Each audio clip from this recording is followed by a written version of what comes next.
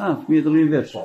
Kjo pastaj është për pëlhura, jo për tapet ose si xhapi, kjo ishte vetëm për pëlhura. Këto janë sofra që ishin për tjerën e leshit, edhe sofra e madhe që ishte shetani, nuk ishin këto rreth e shpërshar, dhe pasi mbaronin vendosin përsëri. Në qëta kurse në hapësirën. Edhe djeti fosni. Këtu mblidhe familja bisedonin. Këto mblidhe familja.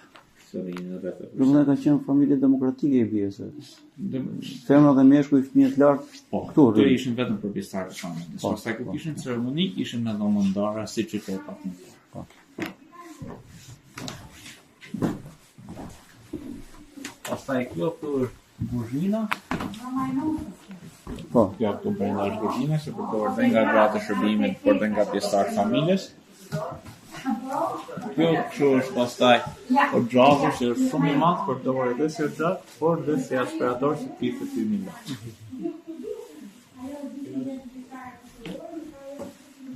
Dhoma e fundit është këtu, po janë pjesë tradicionale shqiptare. Për trubleta, që është nga vajtësia e madhe, është rreth 300 vjetare si fustan.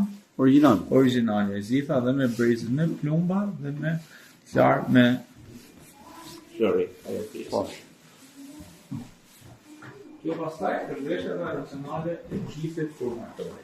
I përket dhe krujës, por më shumë është edhe Shqipërisë mesme.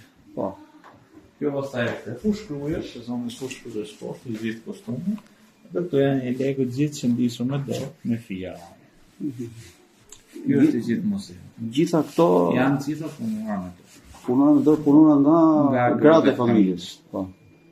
Pastaj objekte të tjera, sepse dhe ajo veshje si ashtu, është e marrë edhe nga majtësia e Shkodrës. Kuptoj.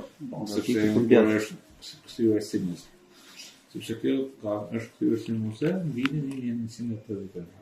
Edhe shuajtur që nga edhe është vjetër nga televizionit. Do të thënë femrat e familjes, gratë, po themin e kalojnë adoleshencën, kishin një ritual të zakonshëm për të bërë. Mësonin që të qepin, që të ndisin, ndërsa gatuonin, burrat merreshin në punë të tjera siç ishin konventet, me lustrat, me po si të luftonin, si të pinin raki, duhan e tjerë. Dhe me pjesët e tjera që ishin familjes si punishtja e varrit, për punimin e leshit, që mësoheshin dhe për jetën e përditshme. Pasi nuk kishte shkolla, nuk kishte shkollë, por ishte familja shkolla. Familja shkolla.